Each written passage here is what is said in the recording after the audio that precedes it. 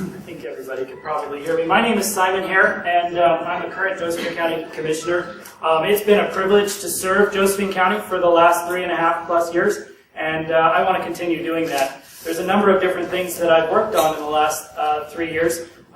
We've been through some challenging times. When I took office, I served with Sandy and Dwight, and both of them didn't stay that whole year. So it was up to me, and we picked a couple new people that I served with, and then I'm serving with 2 new people now. So it's been a tumultuous time on the board. Served with 6 total commissioners. When I took office, we had 446 employees. Today we have 274. The year that I came into office, our budget was $110 million. Last year, we passed a budget of $68 million. So you can see just by a couple of those statistics, it hasn't been easy by any means. And over that time, it's been a privilege to be at the helm, serving as the chair for 2 of my 3 years so far, and really trying to bring decorum to our public meetings, giving everybody an opportunity to speak on any subject they choose. It's been very educational. You guys have all invested a lot of time and money in my education, and I've used that to the best of my ability to really provide an opportunity to engage in relationships. I think the biggest thing that I can do and have done in my term is to engage with the city, the state, and the federal legislators that impact your guys' lives and mine every day, and trying to work out the best possible solutions that benefit everybody. And so that's been a high priority of mine. I've got I'm proud of this list of endorsements. It's 4 city councilors currently that are serving with an opponent of mine. There's a number of other people, from Greg Walden to Georgette Brown, Jim Brumbach, Keith Nelson, Mark Goens, a pastor. These are just a few people that have said Simon Hare needs another opportunity to serve Josephine County for the remainder of the next term.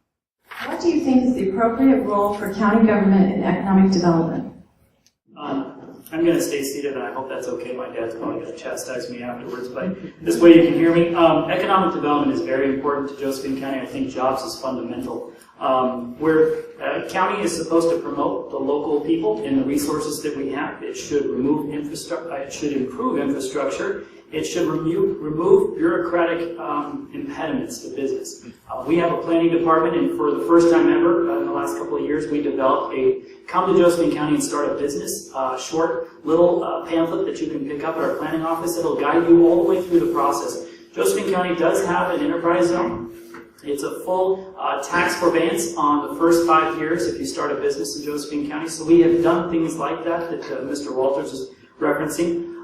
So those are the kinds of things that I think a Board of Commissioners is really in charge of, and making sure that jobs in the economy are key and number one. It's something that I have worked really diligently on. I'm the liaison to special departments that are integral to that, which would be planning, our building and safety, and others, and try to establish relationships with the city and other areas to make sure that we're being promoted.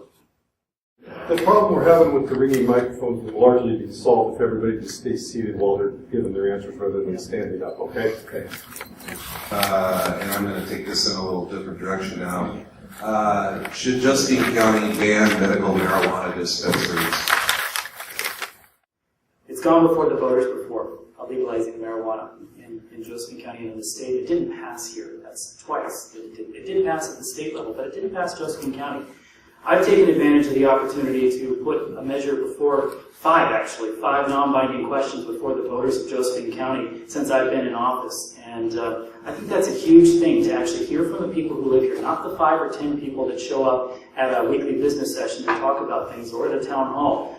That's a question that we're going to have to grapple with, I think, as a county, and I don't know what the answer is necessarily.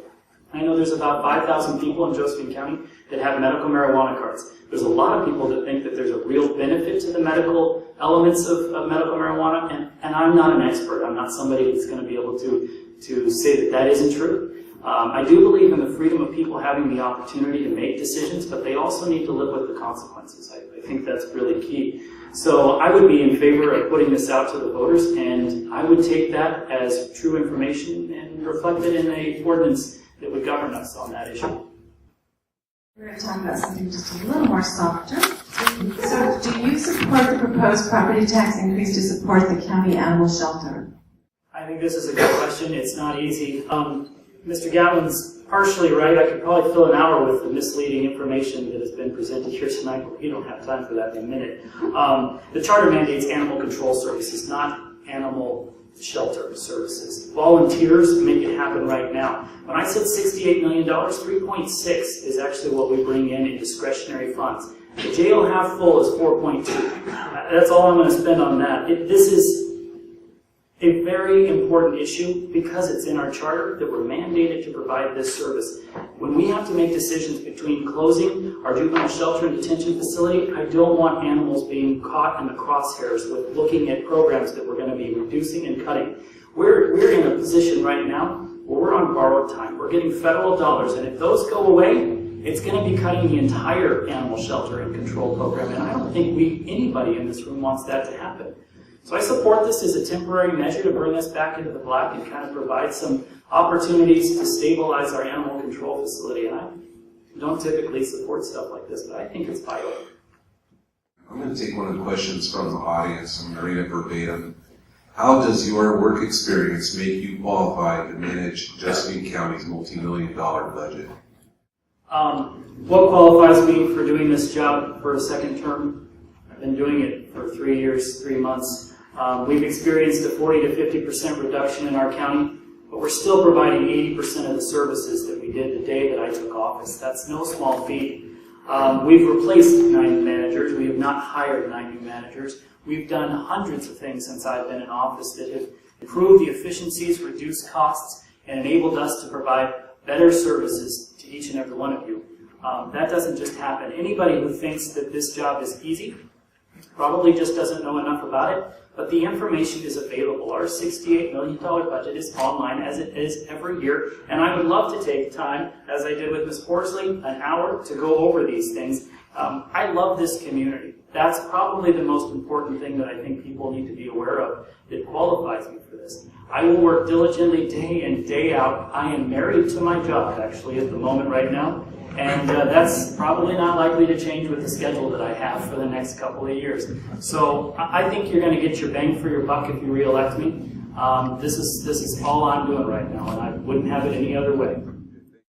Okay, we'll now give each candidate 2 minutes, since this is the most important issue in the county on this ballot, to present their own ideas for public safety.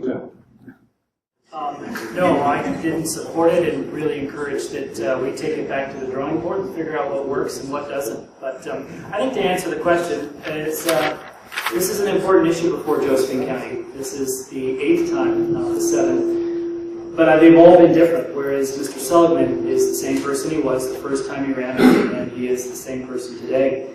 Cutting trees, in my opinion, has to be part of the solution for funding. It's something we've relied on for almost 100 years, and it can't go away. This situation is not new. It didn't happen overnight. And frankly, I inherited this by not my generation in some choices.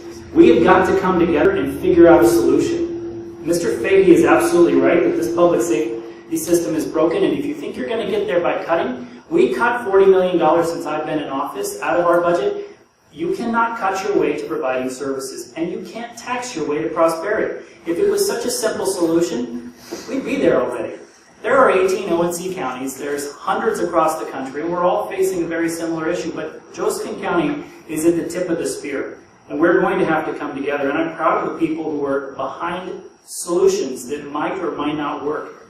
I'm in favor of this going to the voters. I wouldn't have it any other way. The DA is a key component. I think that 2 minutes is too short to really go into all of these issues. You've been given a lot of different opportunities to weigh in on what level of service you want. If you don't like it, I don't know why the people who are opposed to it are so emotional.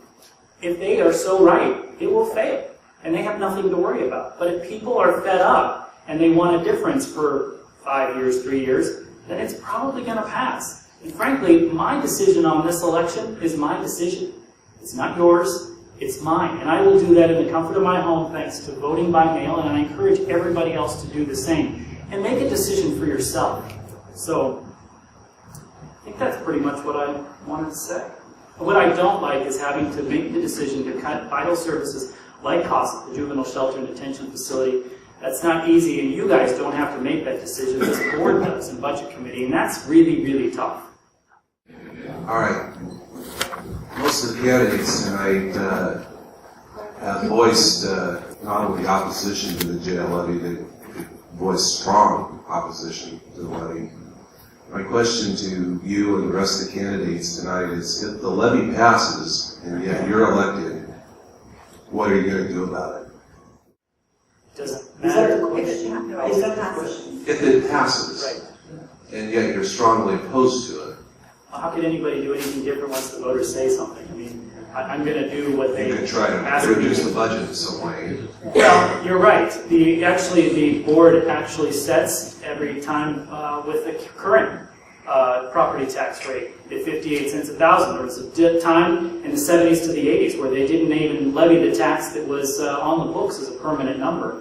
That's certainly at the discretion of the board. If we had an alternative funding stream, or like I think other people have talked about, not having the full 5 years, that's certainly possible if there's some sort of funding stream that comes in. But I don't anticipate any of those things. I'm looking at the Association of Oregon Counties. I put that lottery initiative before them several times, and we'll be working on that. But it's going to take a whole portfolio of different things to put our system back to place. Where it was $1.2 million when I came in that funded our juvenile shelter and detention facility, and the jail half full is a $4.2 million endeavor. So there's rarely enough money to go around, and I think we would distribute that the way the voters have asked us to do so. We're going to go ahead and have the closing summations now. We'll do 1 minute on them. I too want to thank the Chamber and the Courier for hosting this event tonight, but for all of you who are giving up an evening and coming out here and getting off the couch and being part of the solution, hopefully. There's been a lot of statements made by the people who want this job, and there's only one other person who actually knows how challenging this job is, and that's Sandy. And I can't believe she's running again. It's kind of crazy. Everything from lottery initiatives to hemp exploration and FBI investigations, but frankly, all of those things can be done from that side of the dais. What they can't do is have the experience of 3.5 years of challenging these past challenging times and leading this county through them. That's what I've been doing the last 3.5 years, giving up a lot of my life and for the betterment of people my age, my generation. She is not here tonight. I will, other than a couple of people, I really appreciate them coming. That's who I'm up here working for. Then we've got to have a better Josephine County for the future, and I'm completely dedicated to that. I'm the only one with the experience, and ask yourself, the challenging times that are coming forward, who do you want to lead through those challenging times? And I would say that that's probably me.